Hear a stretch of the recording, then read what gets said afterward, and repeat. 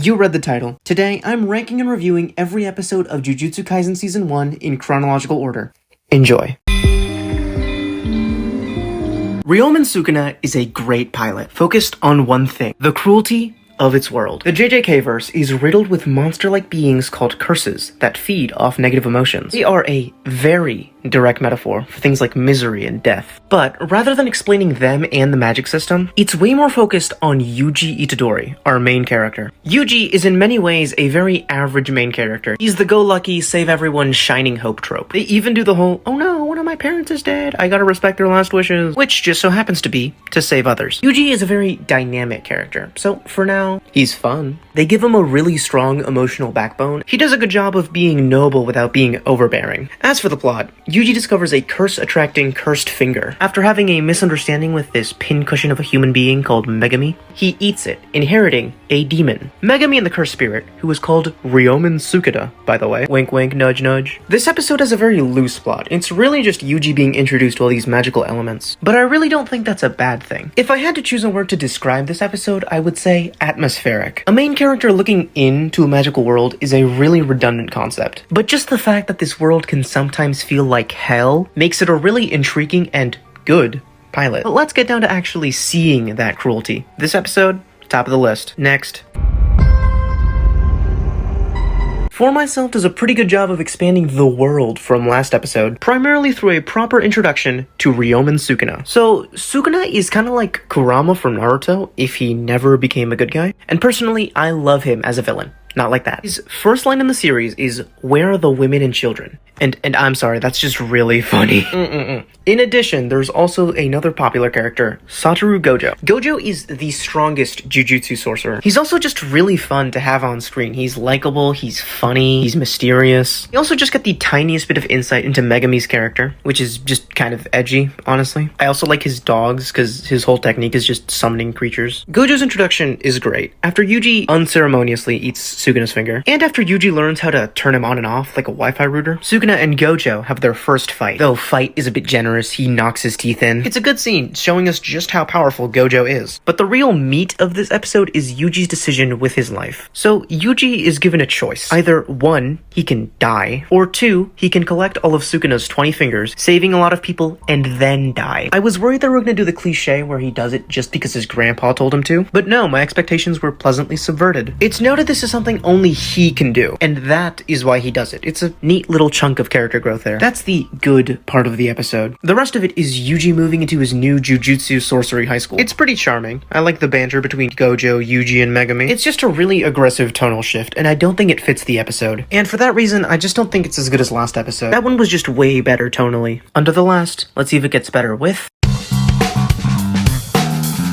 Girl of Steel is about one thing, and one thing only. My new favorite character and third student, Nobara Kugisaki. Nobara has excellent writing. She has the first truly well-made backstory about her motivation for going to the Jujutsu high school. TLDR, she lived in the countryside, she had a friend who was from the city, they all forced her out. It's a good motivation, and it does a very good job of setting up her character as somebody with a very aggressive core. And even just aside from all the technical stuff, her being such a headstrong character, you know, wearing everything on her sleeve, makes her a really compelling character to watch. Their introductory scene, the one where Megami, Yuji, and Nobara meet for the first time, is hard carried by her banter. That and her internal monologue, they're just really funny. That's not to mention her curse technique style, which is probably my favorite out of the main 3. Yuji, he punches things. Megami, he summons things. Nobara has a straw doll technique, which means she can either attack remotely with effigies or hit somebody with nails. If I did have a complaint about the episode, I would say that the action is pretty minimal. It really does feel like a Nobara-centric episode. But by far my favorite is the cliffhanger on this episode. It is a mission report that says one of the 3 first years has died. I just really appreciate the tonal whiplash of something being so wholesome and so cruel at the same time. The only fault I can give this episode, because I do love Nobara, is that the plot is extremely weak. But even still, I'll put it above the last.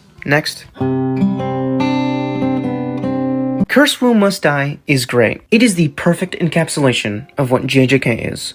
Cruel and captivating. Our main three guys go to an abandoned detention center where they encounter a special grade cursed spirit, also known as the most powerful type of cursed spirit. He's very much the best non-Sukuna villain so far. His design and his sheer power are so physically overwhelming that it raises the stakes immensely, and that's paired with the fact that we know one of them will die. The result is classic JJK razor sharp tension. I get to comment very much on the action of the show, but know here it is excellent. Yuji's fucking hands get blown off. It is entirely sold on how well it's animated. It is phenomenal. It does a really good job of building this rising dread. By the midpoint of the episode, Megami and Nobara have just barely escaped, and Yuji has basically sacrificed himself. Then, mid-episode, twist of the century, the entire episode shatters as Sukuna bulldozes everything. When he switches with Yuji, he almost automatically and instinctively heals his hand. That special grade, the one who nearly killed everybody, is torn to shreds. And that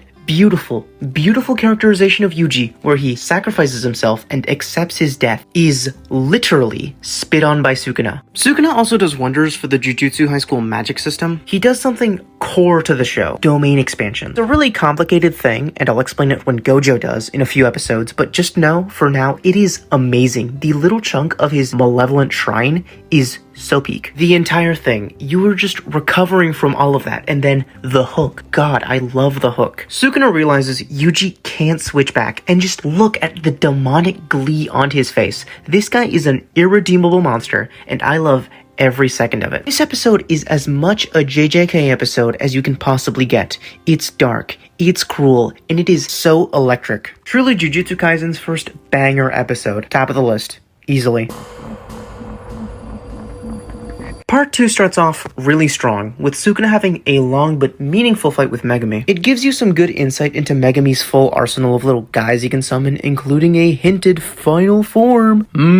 Foreshadowing aside, seeing all of his summons be eviscerated and Sukuna ripping his heart out so that if Yuji transfers back, he'll die is the definite highlight. It's also just a very well choreographed fight. It's really interesting to look at visually. And I absolutely love seeing how the fight starts and ends with Yuji knowing he's gonna die. Knowing what I know, and what I know is that this is not the ending, I would be pretty justified in calling this a cheap twist. Especially because the scene afterward is an extended monologue of everybody being very sad. But also, knowing what I now know, I'm happy this is just a fake out death, not a real one. After that, there's not very much in the episode. We meet the second years of the Jujutsu high school, and one of them is a panda. That's pretty funny. And they also set up this curse association. It's a bunch of real smart curses who want to switch positions with humans. And to do so, they must do two things. Stop Gojo, because he's so strong, and get Sukuna/Yuji on your side. That's more season 2 stuff, but whatever. The episode really is carried by the Megami Sukuna fight. The rest is, it's okay. Under the last, let's see if Yuji comes back in.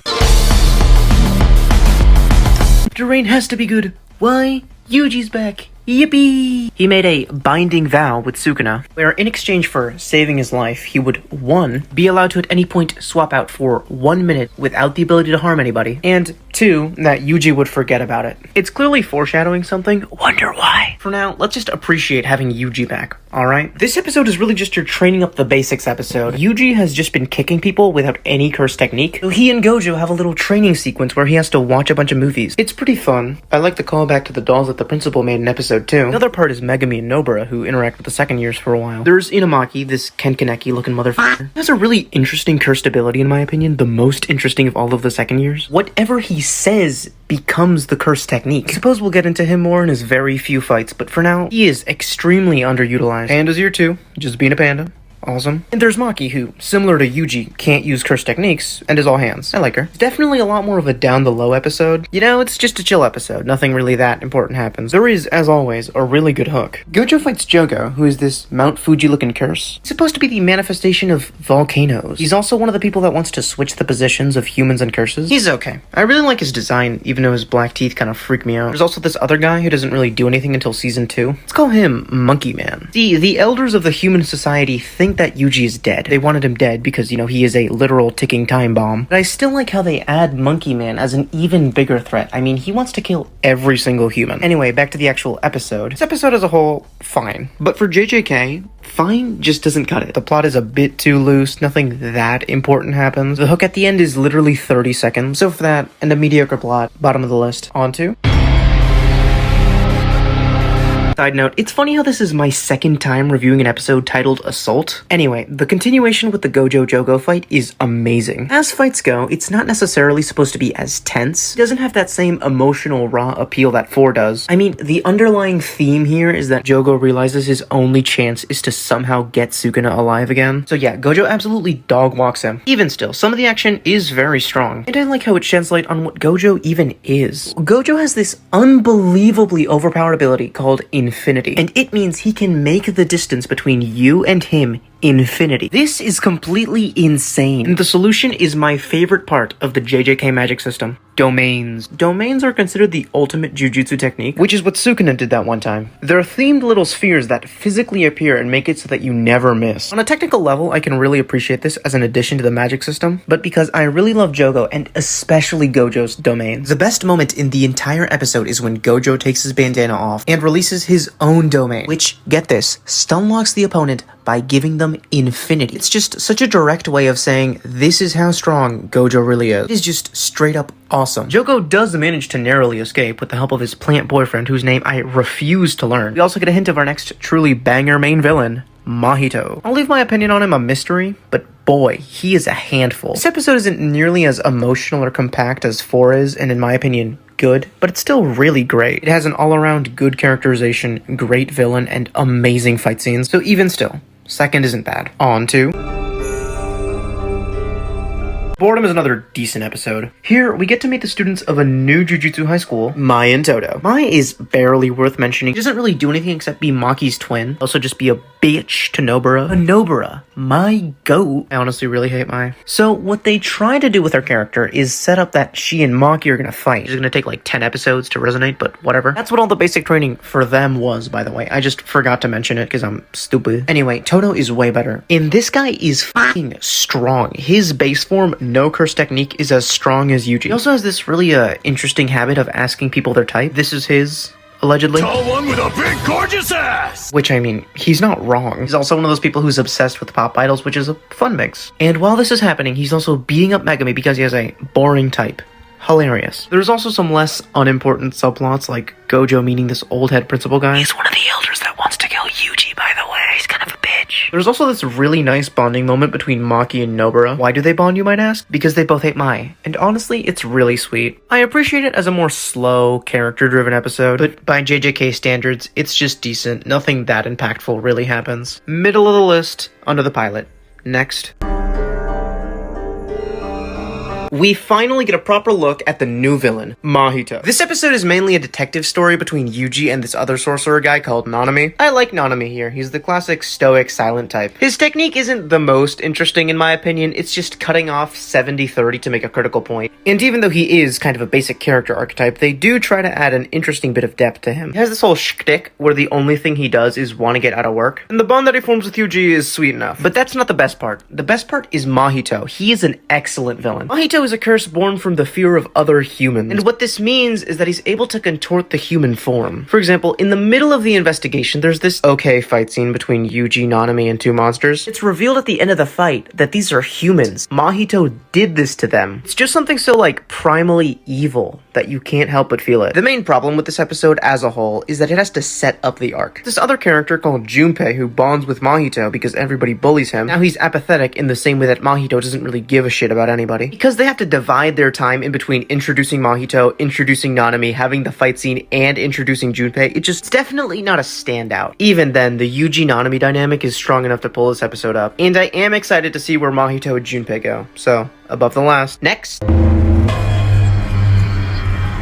Nanami tracks down Mahito, and Yuji meets Junpei. The Nanami-Mahito fight is definitely the better half. Mahito's transfigured humans and soul-altering fight style is just really fun to see clash with Nanami's own. They also just have really good dialogue to make us understand his powers and his sheer apathy. The Junpei stuff isn't quite as solid. The majority of his last episode was about his own backstory, so there's a little tonal whiplash between that episode and him meeting Yuji, which is this upbeat, fun adventure. That being said, I did like the setup to that, which was just Yuji and Ajichi, who was this assistant to Nanami, Nanami having a funny little adventure. The episode's really between a rock and a hard place. Nanami-Mahito fight is excellent. The issue is that just as it's getting good, it cuts off. Though, to be fair, the cutoff is really good. Basically, it hits 5 o'clock, so Nanami clocks out, and that gives him overtime cursed energy, because he just cares a lot about work. It's a really good moment for his character. And while the Junpei stuff is intriguing, it's done infinitely better in future episodes. In all, not bad. But just a teaser of what Mahito can really do above the pilot.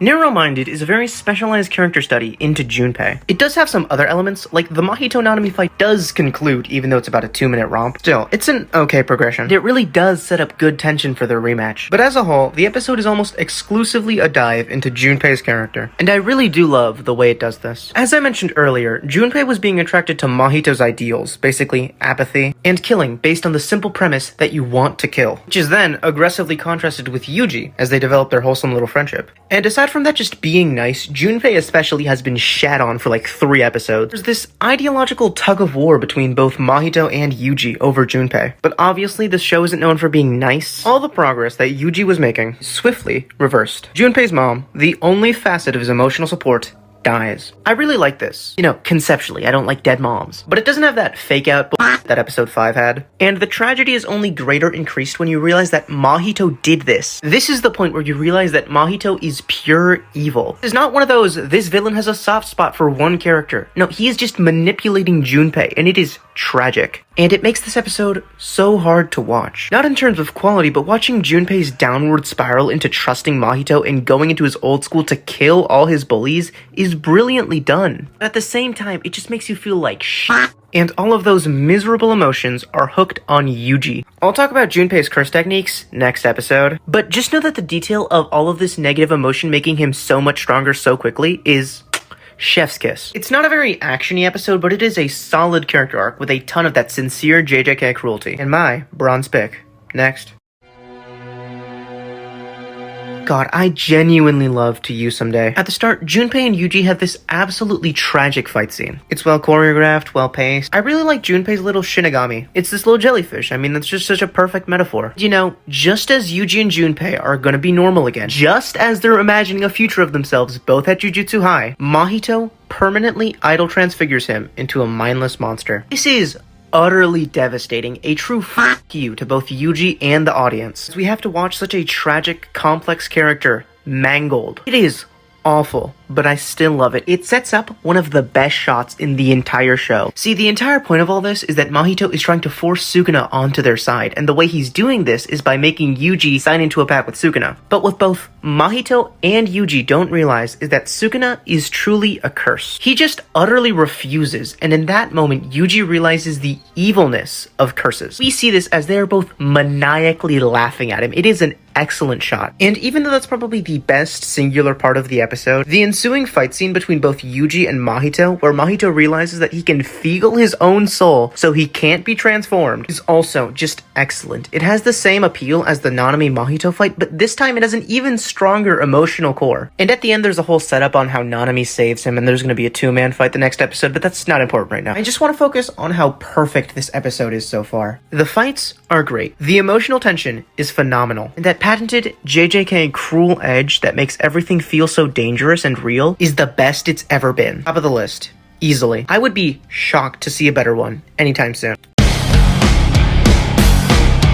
For what it's worth, tomorrow is also really good. The Mahito fight with Yuji and Nanami is easily the best one so far. Mahito just has such an interesting fighting style, and seeing Nanami and Yuji team up attacks is just fun to watch. It also ends in a really interesting way. Basically, after fighting around for a while, Mahito gets to do his own domain, self-embodiment of perfection. His domain is also extremely overpowered. If you remember, domains always hit in their attacks. If Mahito ever touches your soul, he can basically do anything he wants with you. The only reason Nanami is able to live is because when Yuji enters in, Mahito accidentally touches Sukuna's soul. He gets so offended that he just I would say it's a bit of a Deus Ex Machina, but I mean, that's just funny too. Sukuna as a whole has a very fun presence throughout these episodes. Like, he could have very easily just lied to Yuji and twisted his arm into getting full control of his body, but he doesn't. Sukuna is just a prick in these episodes, and I love him. They do also make an effort to not make it just pure fight stuff. There's this pretty sweet interlude about Nanami's backstory, which I enjoyed. There's a few cute scenes with him interacting with this bakery girl, and he's like, oh, I gotta go save people now. In my opinion, it makes more sense to use the other part of his backstory, but whatever. And after the fight ends with Mahito going down a drain and escaping, there's some nice post-fight scenes that I also enjoy, with Yuji reuniting with Gojo. In terms of where this episode would rank, one is clearly more emotional, while this one is a lot more fight-heavy, and personally, I just don't think I can let the Junpei moment slide down just yet. But second place ain't bad. Hope the ball keeps rolling with... Group Battle Zero is all about Yuji finally getting back with the Tokyo students, aka Megami and Nobara, to fight in the exchange event set up in the Toto Mai episode. The first thing you notice about this episode is how slow it is. That's not necessarily a bad thing though. The last few episodes were so action-packed that it's nice to take a break and re-gear for the next threat, which just so happens to be all of the Kyoto students, aka the Mai Toto group, being ordered by the old head that Gojo met that one time to kill Yuji. The episode also just has the benefit of being pretty fun. A lot of the Tokyo students have these fun little quips, and it really does have the dual purpose of also healing Yuji emotionally, who has not been taking the Junpei stuff very well. They intentionally added a lot to this one since it has to set up the new students, the teachers, and how the curses have moved on to a new plan to steal Sukuna's fingers. And while it is useful, plot-wise, it really bogs the whole thing down. The only notably interesting Kyoto student is Toto, and that's just because he's off the wall. The rest do jack shit. The other students, despite being mentioned earlier like Miwa or Mai, are just either boring or not interesting. They do definitely get better, but there are some that really never get fleshed out. I really do want to like this episode. It has such a nice focus on comedy, and the renewal for Yuji is great, but the plot is just not there. Oh well, I guess we'll have to see how the exchange event idea continues. Under Girl of Steel. Next. Group Battle Part 1 successfully starts the exchange event, which is a group hunt to catch a curse. But of course, nobody does that, and they immediately start fighting, setting up some future 1v1s like Miwa and Maki, but most notably, Toto and Yuji. Now, Toto and Yuji have a very good fight, very fist-to-fist Baki style, but what really elevates it is just Toto. Toto asks Yuji his type, and he says, I like a tall woman with a nice big ass. And this agreement leads to them becoming instant BFFs. They have this really goddamn funny bit in the middle where Toto has like a 5-minute fantasy sequence where he's like, oh, Yuji is my best friend since I was like 4, and he confesses to his idol girlfriend thing. It is completely out of left field. I don't know what was going on, but it was pretty funny. It does tone down a little bit and get a bit more serious by the end. Toto explains to Yuji a flaw in his curse technique, and it explains a lot of how they actually kind of become friends. Overall, not that much really happens. It's slow, it's kind of lopsided, but unlike the previous, I can at least justify liking it because the plot actually has a backbone. It's just a really fun episode, and do you really need anything else? Even if Toto's back must definitely hurt from carrying the entire thing. Middle of the list. Next. Part 2 is focused on a fight between two unlikely characters, Panda and Mekamaru. They're both pretty underutilized characters. The only thing I knew about Panda was, well, that he was a panda. Listen, I wasn't thinking very hard, but he has a shockingly complex backstory. Basically, he's a cursed corpse, which is like a living dead doll with cursed energy inside of it. He's one of the things created by the principal guy in episode 2, and he has the ability to switch between 3 modes, Panda, Gorilla, and another one they don't really do anything with. This is an extremely interesting idea for a character, and it really adds a lot to him, even if, personally, I think some of that didn't translate to his actual personality. Like, you would expect something made out of pure cursed energy to be somewhat interesting personality-wise, but like, he's just a 6.5-foot panda. Bit of his potential in my opinion, but whatever. Mekamaru, on the other hand, is full of personality. He does a very crucial job of giving some of the non-Toto Kyoto students a bit of life. He has a heavenly restriction, a criminally underutilized concept, where in exchange for a very weak physical body, he has an extremely powerful mechanical body. Also, side note, heavenly restrictions are given to you at birth. I think it's also the reason why Maki can't use cursed energy. Considering the unfortunately subhuman way that these two characters view each other and themselves, it creates an extremely strong emotional backbone for their fight. And when Panda eventually beats him at the end, they have a really sweet moment where they remark how they both actively want to be Jujutsu sorcerers, even though it's been basically forced onto them. It's just a really solid standalone episode. I'm shocked I enjoyed it as much as I have. But hey, I'm not complaining. 5th place overall. Next.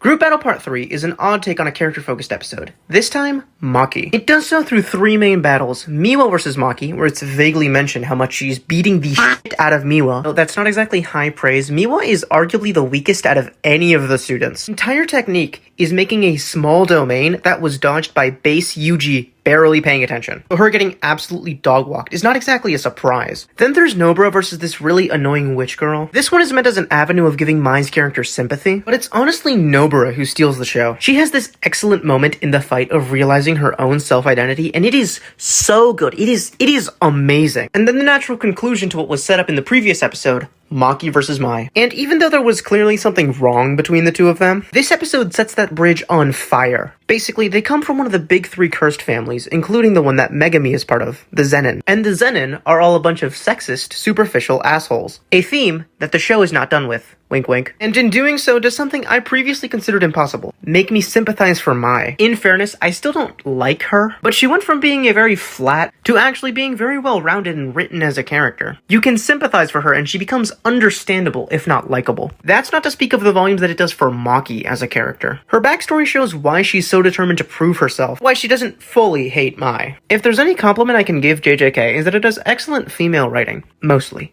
The last thing I'll mention is how the actual fights look. Since the Miwa and Mai ones are functional dog walks by Maki, it really only leaves us with the Nobara versus the Witch Lady fight. Even still, I don't think this is inherently a negative. Maki being able to beat such opponents so easily is the point of the narrative, so it makes sense. The only possible downside I can think of is how it really doesn't tie into the main plot, but that's semantics. Above the last. Next.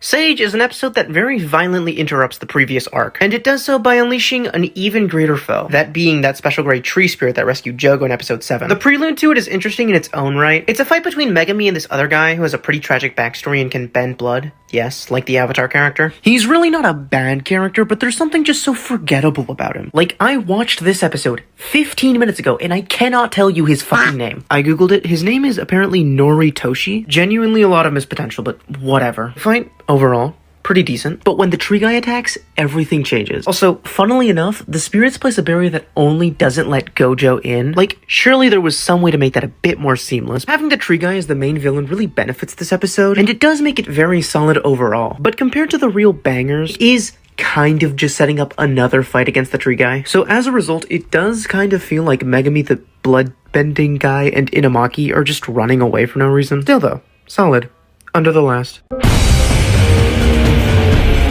Black Flash starts off with Maki, the braids guy whose name I forgot again, and Megami all getting dog-walked by the tree guy, aka Hanami. The part's fairly short, so I won't go into too much detail, but it is cool to see Megami and Maki tag team. Even if, again, it is entirely just to show how much of a threat this guy is. This leads to the best 2-man dynamic fighting duo so far, Toto and Yuji, who have, because they're both idiots, instantly bonded and become best friends. Honestly, not shocked. That being said, they really do work well off each other, both fighting and banter-wise, and it carries the slightly weaker central motivation for the fight. Directly comparing it to the Mahito fight, since these episodes are clearly good enough to chance those ones, this one has a way better flow with its fight scheme. Like in the Mahito fight, Yuji is just sort of punching him repeatedly, while here, Yuji gets to learn this really new cool technique called Black Flash. From what I understand, it's a really hard QuickTime event, and it looks sick as so that's definitely an improvement, but on the other hand, Hanami is just inherently a weaker villain. He is a fraction as compelling, and that interesting motivation with Yuji is just no longer there. Still, in general, I'm willing to overlook that, given he's still a pretty good villain, and his plant-based techniques are on par, if not better than Mahito's. Visually speaking, it's just a very solid fight, and it gets even better on the reveal, you know, JJK and its hooks, that Toto has been holding back this entire time. And for those reasons, I think it beats out the pure Mahito fight episode, but I think that the Junpei's episode core is too strong to beat out just yet. But still, silver spot. What's next?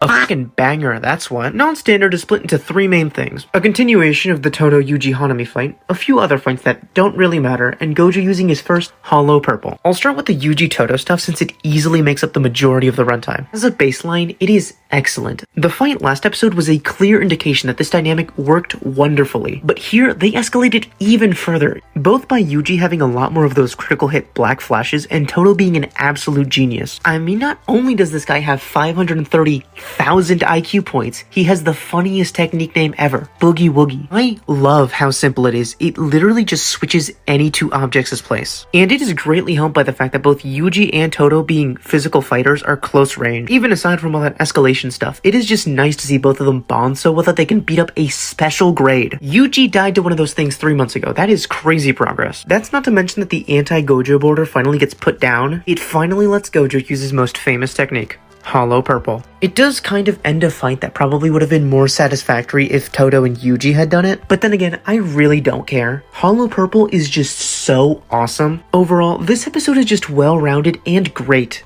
Everything in it just works. The characters, the fights, the moments. It's not as emotional as the Junpei episode, but that one is just way too quaint to where I just have to put this one at the top of the list. Next. I'm gonna say this in the nicest way I can. Jujutsu Kaisen is a really, really good episode for a filler arc. Quite simply, nothing happens. Whoop-de-doo. I guess, plot twist, Hanami's still alive, and they successfully stole the fingers, which is like the entire point. But really, all that is in one 2-minute montage. The rest of it is about every character randomly playing a baseball game. I'm gonna put aside that I find baseball fucking boring. Nothing happens. The stakes aren't raised, no character progresses. There is one moment with the old principal guy that he's like, huh, maybe I shouldn't kill a child. But that also has nothing to do with what's going on. He literally says this as Yuji hits a pitch fly. Like, what is the connection?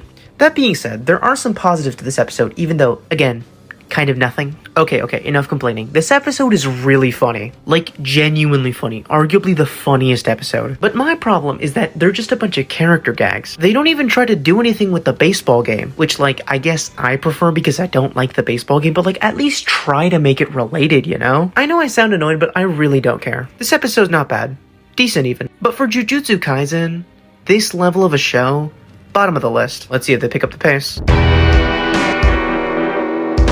The origin of blind obedience does a solid job of starting this new mini-arc. How good that mini-arc is, I beg to differ. TLDR, Yuji, Megami, and Nobara investigate a cursed case of people who bungee jumped off a bridge, got cursed, and died or will die. Like Megami's new sister, Sumiki. We don't know too much about her character, but I like how it gives Megami some depth. I mean, this is the motivation that lets him bond with Yuji and Nobara this episode. It's cute. At the same time, though, the insurrectionist curses steal 3 little guys and make them attack Yuji and Nobara. That's the setup for this arc. Yuji and Nobara fight 2 of the little guys, and Megami fights the curse afflicting his sister. In that way, I can't fault it too much for being expository. It has a pretty fun detective angle, and always, it's fun to see Yuji and Nobara just hang around. It has everything I could ask for in an exposition episode except interesting villains. But I suppose I'll hold my tongue for a bit. I'll drop it 3/4 down the list under the pilot. Decent. Next. The Curse of Blind Obedience, the second, is a shockingly thorough study into Megami's character, which, even including the last episode, he was deeply lacking. Due to some plot-related bullcrap, he gets left inside the domain of the thing haunting his sister, which turns out to just be the one from the juvenile detention center, leveled up again, and this time with yet another cursed finger. I'll start with my relatively small critiques of the episode first. Firstly, despite Megami saying that the curse is more powerful, it never really feels like an escalation. Remember, the last time that they fought one of these things, Yuji's hand got blasted off. Here, the only new thing he does is have a few energy blasts. That's it. Not to mention that he's basically just a random curse with no personality. Like, even the first time around, he was just okay. Why of all villains does he get to come back? And secondly, Sumiki is very much a plot device, which, while excusable in the little Megami anecdotes, feels laughable in an entire flashback. Now, the reason these are minor is because they don't really affect the larger scale of the episode. For example, the fight with the curse. The point isn't really the curse itself, and is instead the buildup of Megami's character being upstaged by Yuji and constantly being dog-walked, like the Hanami fight. In that sense, the fact that the villain is so mediocre doesn't really matter, because the fight isn't really meant to just be him versus this random curse. It's about Megami finally doing something. He does this by having his own incomplete domain. He also sacrifices some of his own Shikigami, and overall, he displays a genuine amount of character growth. And for that, I think that this segment is brilliant. Similarly, even though the flashback just uses Sumiki as a MacGuffin, it's still a good insight into his goals and his lore, especially how he met Gojo. It's just a really sweet moment, and it really allows you to sympathize with him. There's this really excellent moment after he wins and he gets the finger. You feel like he's finally gotten a W, and it's like, oh my god, thank you. Overall, the episode does have some problems. They are easily upset by how just amazing Megami's characterization in it is for the narrative as a whole. Banger. 5th place overall.